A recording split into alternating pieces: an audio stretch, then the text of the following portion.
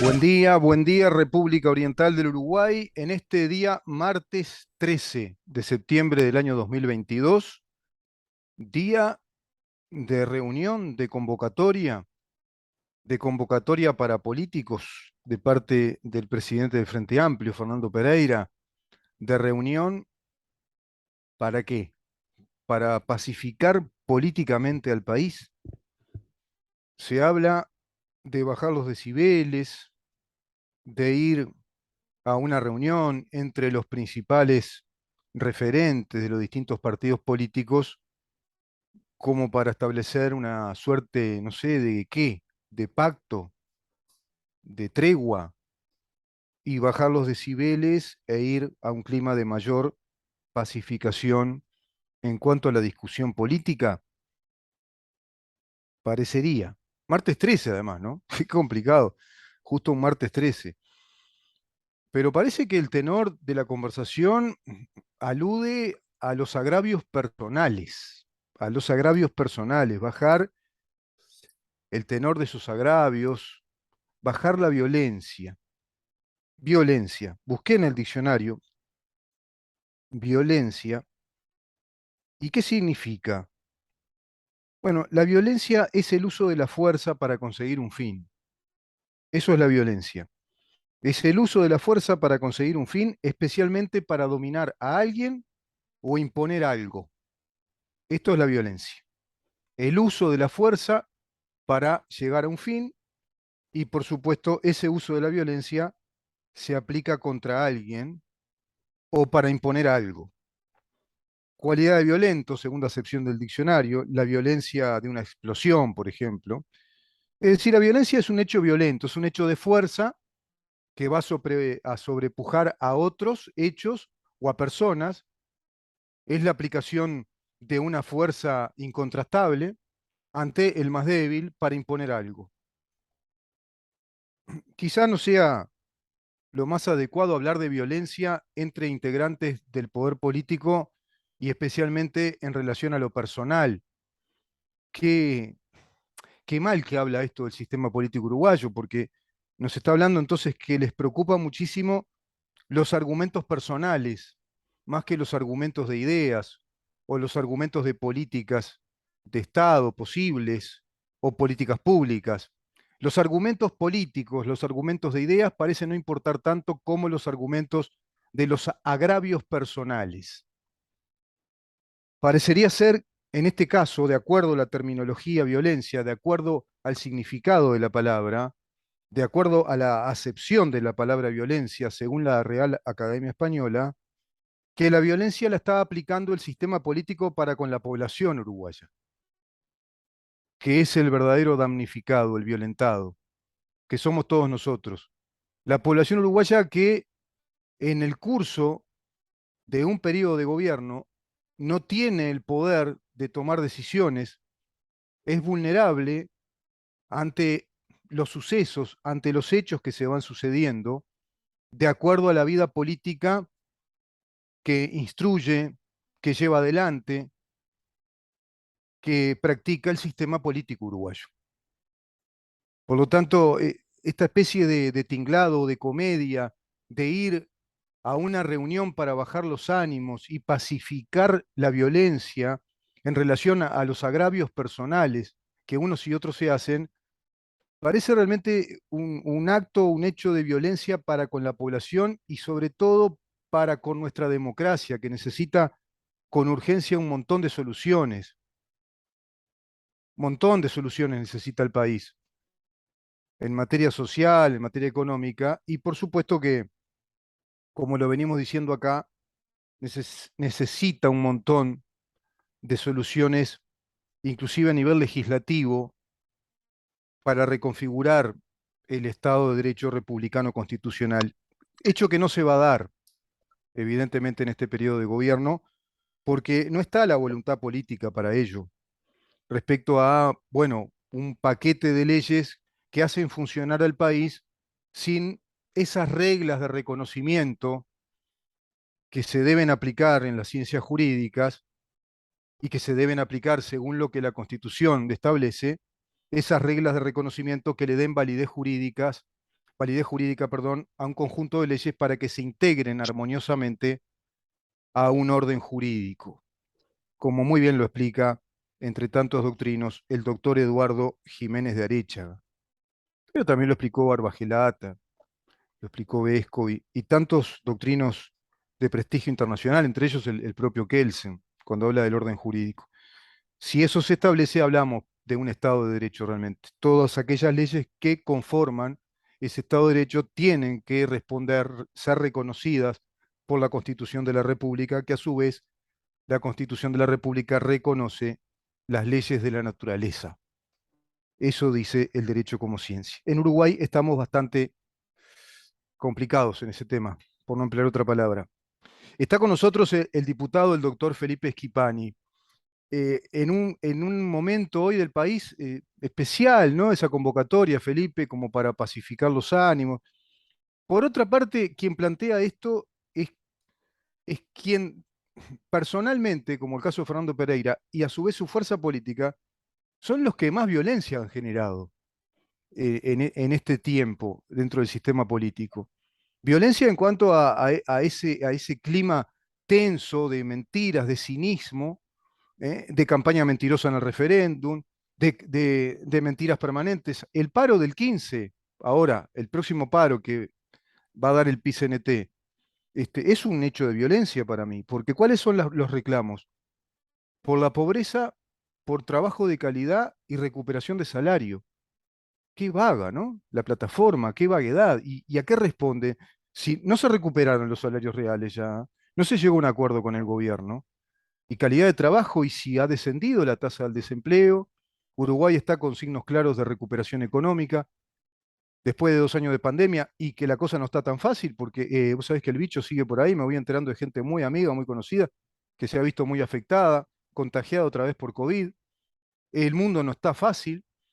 Bienvenido, Felipe. Rubén, audiencia, un placer estar un martes más conversando sobre los temas de la actualidad política. Eh, Obviamente, si hay un partido político que invita a dialogar, vamos a ir a concurrir, como de hecho va a concurrir hoy el Partido Colorado, con el secretario general, el presidente Sanguinetti, representándonos. Pero lo que tú decís es muy cierto, ¿no? Porque quien marca de alguna manera el tono o la crispación que se puede estar dando es ciertamente la oposición, ¿no? Que es la que critica al gobierno, que es la que cuestiona lo que se está haciendo.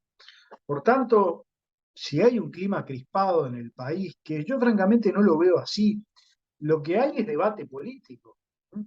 Lo que hay claramente es una campaña electoral que se ha adelantado y no ha sido la coalición la que ha adelantado la campaña electoral, porque la coalición tiene como prioridad hoy gobernar, tratar de llevar adelante los cambios y las transformaciones que se propuso en la elección pasada. Si hay un clima electoral adelantado, si hay un tono de crispación, bueno, en gran medida el Frente Amplio es responsable y particularmente la conducción de Fernando Pereira como presidente. Yo creo que, como tú también decías, y lo conversamos infinidad de oportunidades en esta columna, el referéndum de la LUC yo creo que marcó un antes y un después, ¿no? Porque hoy ya 6 meses, ¿no? Podemos analizarlo con frialdad. Mm. Y las cosas que se dijeron, Rubén, son muy groseras, ¿no? Se mintió de modo descarado, ¿no? Repasemos algunas cosas, parece que es importante analizarlo. Aquí se dijo que se iba a privatizar la escuela pública, ¿no? Aquí se dijo que se eliminaba la obligación de la educación preescolar, que nunca fue obligatoria, ni antes ni después de la LUC.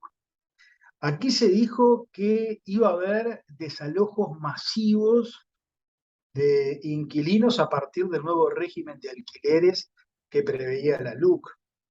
Aquí se dijo que se iba a vender la empresa de telecomunicación de los uruguayos que es Antel. En fin, se dijeron una serie de falsedades que pasados 6 meses Bueno, la propia realidad se ha encargado de mostrar que es una falsedad. Y si llegamos a episodios tan lamentables como los que comentamos aquí en el programa, los hechos de violencia vividos en el cerro, la virulencia y radicalidad de ciertos sectores de la educación, yo me hago una pregunta, ¿no? Quienes tanto dieron manija con la privatización de la educación, ¿no? Que íbamos a dejar a los niños de las zonas carenciadas del país sin escuela, no tienen nada que ver, ¿no? Con esa radicalidad, con esa violencia que vivimos en el cerro o que expresan algunos sectores. Si tú en el discurso político haces que tu enemigo, ¿no?, termine sosteniendo cosas que no son ciertas y que naturalmente por la gravedad que eso conlleva, eh, termina generando una circunstancia de odiar a determinadas personas, porque decir que alguien quiere privatizar la educación es exponerla al odio, ¿no? Es Claro. exponerla a lo peor, ¿no?, que puede ser una persona. O sea, no hay responsabilidad en el discurso, en la falacia que se vivió en la instancia de referéndum. Mirá, yo creo, Rubén, que este periodo empezó muy mal. Y empezó muy mal el propio día de la elección del balotaje, cuando el candidato del Frente Amplio no reconoció la derrota. Un hecho absolutamente histórico en el país. Eh, Decir que somos un país con una acendrada vocación democrática y republicana y que pasamos una semana sin conocer quién era el presidente y no hubo ningún disturbio como podría haber habido en cualquier otro país. Pero ese gesto, ¿no?, que contradice lo que es la historia del Uruguay, en donde los ganadores y los triunfadores siempre en la noche de la elección aceptaron los resultados, bueno, empezó a marcar un relacionamiento entre oposición y gobierno, de un Frente Amplio que no termina de aceptar la derrota. Eh, a los pocos días de asumir el gobierno, Fernando Pereira, conduciendo el PIT-CNT, llamó a un cacerolazo contra un gobierno que había asumido hace pocos días, que tenía que enfrentar una pandemia que estaba causando estragos en el mundo. Se opusieron a que se abran las escuelas, cuestionaron los contratos que se habían hecho con las vacunas, se hicieron contactos con el gobierno argentino para traer acá la vacuna rusa, ¿no? Se habló de las muertes evitables, o sea, la actitud de la oposición política no ha sido la más responsable. Por eso hay que tener mucha autoridad para después hacer gárgaras con la necesidad de bajar las tensiones y llamar al diálogo, ¿no? Qué buen repaso que hiciste, Felipe, porque te escuchaba con atención y eso da la cuenta histórica de este tiempo reciente que empezó muy mal, como tú decís, desde la oposición, como para entender a cabalidad por qué estamos en este clima de crispación, decís tú, ¿no? Empleas esa terminología. Yo empleo la palabra de una tensión confrontativa y creo que la tensión confrontativa a su vez es un común denominador en Latinoamérica de parte del ejercicio estratégico de las fuerzas de izquierda y populistas, que parece ser van medrando con ese negocio, les rentabiliza establecer la confrontación, el antagonismo prácticamente violento. ¿Por qué? Porque muchos de sus votantes y militantes se sienten pertenecientes a esa fuerza política por la confrontación, se sienten pertenecer, tienen sentido de pertenencia e identidad por estar contra el otro, porque el otro es el regresista, es el reaccionario, el conservador, el malo, la ultraderecha, el neoliberalismo. Todo ese paquete de terminología que obedece más a una batalla que a una discrepancia en el seno democrático de un país, más que al libre intercambio de ideas, las discrepancias, incluso a ciertos momentos de antagonismo respecto a matices o ideas, es un clima permanente de confrontación. Bien lo dijiste tú, Uruguay vivió cuando este gobierno ganó las elecciones el momento más bochornoso de una transición de gobierno, con un Martínez que se golpeaba el pecho, parecía King Kong y bailaba, con una viejita al lado flaquita que no conocíamos, que no sé ni dónde está ahora, que era la vicepresidenta, candidata a vicepresidenta del país, Y el tipo, ¿te acordás que se golpeaba el pecho y bailoteaba? Estaba más para un psiquiátrico que para otra cosa. Se mostraba ahí el desconsuelo, la desorientación, la bronca de ver que perdían el gobierno, la jefatura de gobierno y de Estado después de 15 años. Pero además se veía en él que asistía a su condición de perdedor histórico en la trayectoria histórica del Frente Amplio. Él es el gran perdedor histórico, el que no les permite continuar con el gobierno también. Y se veía un Martínez descontrolado, que seguramente habrá necesitado terapia después. Por supuesto, no estaba en sus cabales como para reconocer con calma, con mesura democrática, con racionalidad, que había ganado el otro gobierno y felicitar al flamante presidente de la República. Nos obligaron violentamente a esperar una semana más y afortunadamente tenemos una corte electoral que es garantía absoluta y ejemplo en el mundo, ¿no? Es un modelo mundial de garantía electoral de una autoridad realmente imparcial, técnica, eminentemente técnica, que nos garantiza con ecuanimidad los resultados objetivos electorales. Eso es tradición en el Uruguay.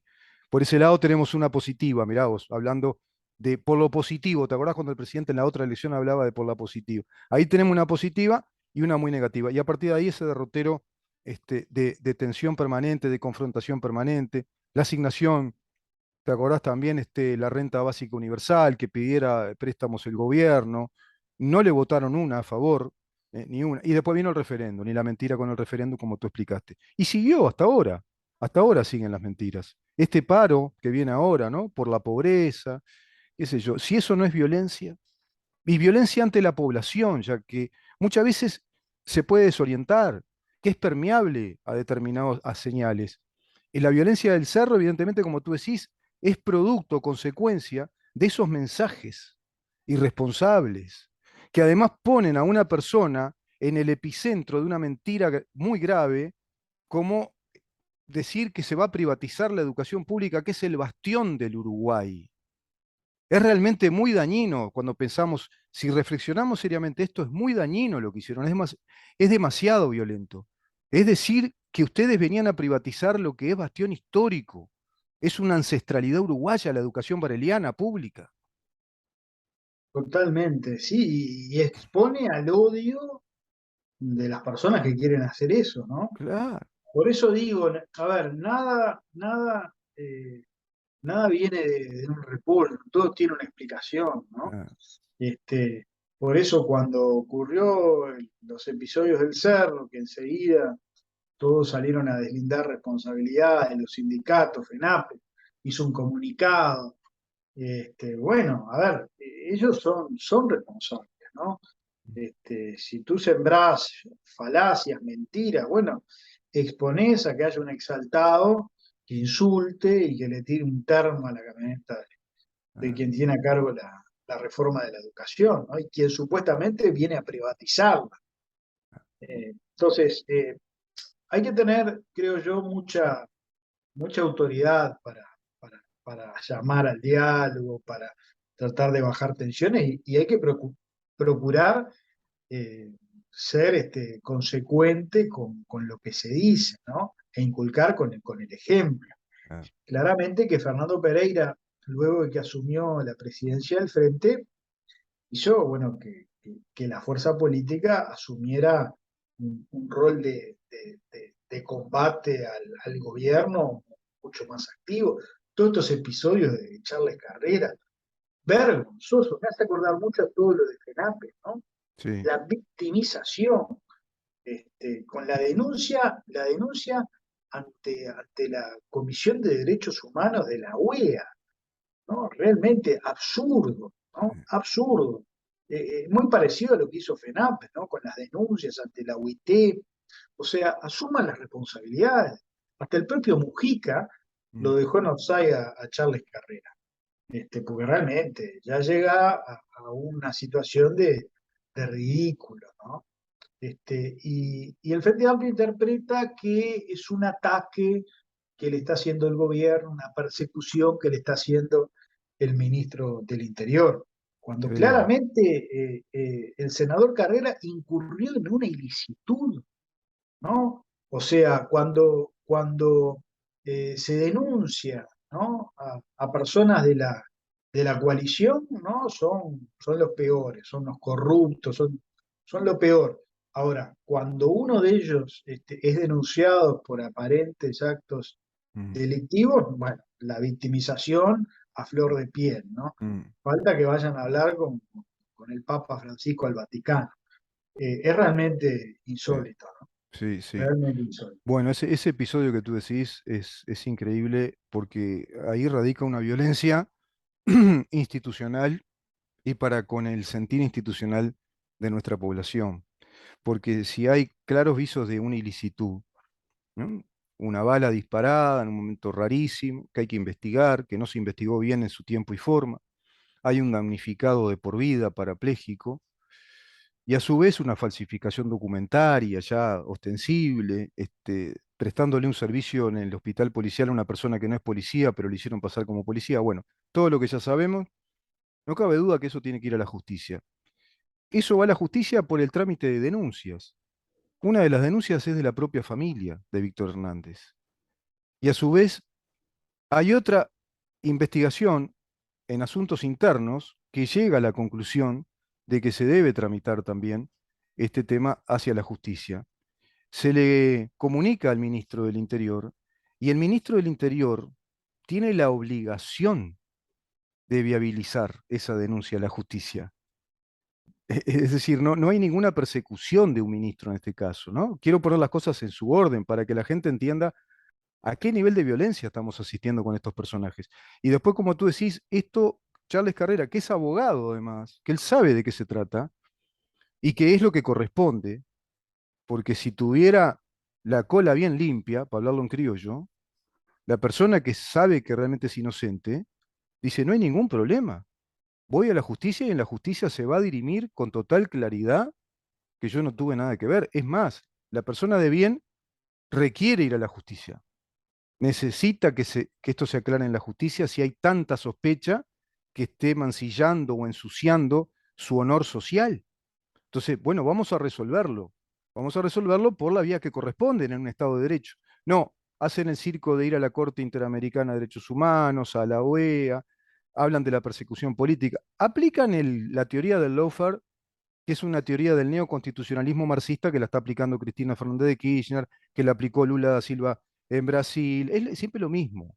Es lo de, acordate Bueno, Carolina Cose cuando habló también del lawfare contra ella. bueno, la vimos aquí con todo el episodio de FENAPE que tanto hemos comentado, ¿no? Claro, Ellos empezaron a hablar del lawfare. O claro. sea que cuando hay conductas con visos delictivos, ¿no? Cometidas por compañeros, ¿no? Porque recordemos aquella máxima de Sendik, si es de izquierda no es corrupto, si es corrupto no es de izquierda. O sea, la gente de izquierda no comete delitos, la gente de Claro, izquierda es perseguida, ¿no? exacto, Por un lawfare, ¿no? Que exacto. es una acusación grave, porque un lawfare es una conspiración eh, del sistema político en coordinación con el sistema judicial. Exacto. Entonces, acá, cuando se habla de lawfare, como Carrera también ahora habla de lawfare, mm. se está cuestionando al Poder Judicial y a los jueces del Poder Judicial.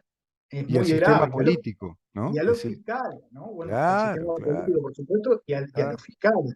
claro. Es todo realmente muy, muy lamentable. Y Qué además capacidad viniendo, organizativa que tienen ustedes, además, ¿no? Porque tenés que organizar fiscales, jueces, el sistema político, todos tienen que estar de acuerdo para atacar a Carreras, ¿no? También pensemos con lógica, es grave lo que se plantea una estructura, viste, de connivencia entre el poder político y el poder judicial como para perseguir a alguien, ¿no? O para perseguir una totalmente, fuerza política, porque eso es lo que quieren instalar. institucionalmente es muy grave. Mm. Por eso reitero que Fernando Pereira haga este planteo, bueno, yo creo que tiene poca credibilidad pasando, ¿no? En virtud del Poca tono que autoridad ética, ¿no? Tú decías, hay que tener autoridad, es la autoridad ética, ¿no? Hay que tener una autoridad ética demostrada en los hechos, ¿no? Ser consecuente con lo que uno dice, con lo que uno hace, porque si no. Mira, te quiero leer esto, Felipe. Mujica se mostró en desacuerdo con denuncia internacional de Carrera a Heber. Hay líos que tenemos que arreglar entre nosotros, dice José Mujica. Más vivo, ¿viste? Más pillo, más vivo. Dice, no me gusta que entremos a aparecer en el exterior como otros países de América Latina, eso nos descapitaliza. dijo el exmandatario. Bueno, está acá, está bien eso que dice, ¿no? Es coherente, es racional, pero obviamente es un estratega político, cosa que Fernando Pereira no lo es. Totalmente. Y además, a ver, si ha habido alguien en este país que se ha encargado de difamar y perseguir a todo el mundo, es el propio Charles Carrera. ¿M? Recordemos, en campaña electoral acusó a Robert Silva, una persona intachable, ¿no? De estar de los dos lados del mostrador por un trabajo que él tenía Sí. en la empresa Teima y un cargo que ocupó luego en la sea, que quedó absolutamente demostrado que no había ninguna conjunción de intereses, pero en medio de la campaña, siendo Robert Silva candidato a la vicepresidencia, lo enchastró abiertamente. Ujú, Presentó luego una denuncia contra Nicolás Chiesa, que es el director de la granja, en base a pruebas falsas, ¿no? Diciendo que Chiesa era director del mercado modelo ujú, y que hizo un trámite supuestamente para favorecer a su empresa siendo director de la granja. Bueno, Chiesa no integraba el mercado modelo, ujú. ¿no? Bueno, la justicia terminó archivando esa denuncia. Y esa denuncia la hizo firmar por toda la bancada de senadores del Frente. O Claro. sea que Charles Carrera es un difamador y es un perseguidor contumaz. Él es el verdadero Presentó perseguidor. la moción, ¿te acordás de una posible censura a la senadora Bianchi por las indecorosas expresiones en redes, que quizá algunas puedan ser cuestionables, pero planteó que era una figura indecorosa, apelando al Instituto de la Constitución hasta de poder destituir o sacar un senador, ¿no? De la Cámara de Senadores. Te agrego esa perla también. Un acusador Totalmente. serial, ¿no? Ujú. Exacto, exacto. Felipe, ¿alguna novedad? Porque tengo una para dar, capaz que ya lo sabés. ¿Vos te enteraste del descubrimiento histórico de Carolina Cose? Siempre nos ilustra. No Viste que estoy es al una tanto. mujer muy ilustrada. Es una mujer que se caracteriza por tener esa fineza intelectual y esa calidad de profundidad de conceptos. Dijo que Uruguay tiene que tomar ejemplo del corazón de los negros que han venido.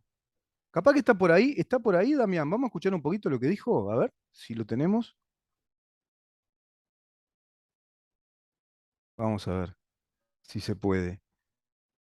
Si no te digo, del corazón de los negros en el que latía la esperanza de una libertad. Por eso vinieron acá, a estas tierras. Increíble. Y estaba Yamandu Orsi mirándola, profesor de historia, ¿no? Yamandu Orsi, y tenés que ver la cara de Yamandu, ¿no? Y no podía decir nada, obviamente, ahí, en ese momento. Pero mirá lo que nos dice Carolina Cose. A ver si está por ahí, Damián, si se puede poner. La esperanza debió haber latido en el corazón de los negros que trajeron a América buscando la libertad porfiadamente. Y cuando es forzosa, por el motivo que sea, económico, político, lo que sea, siempre está la esperanza atrás.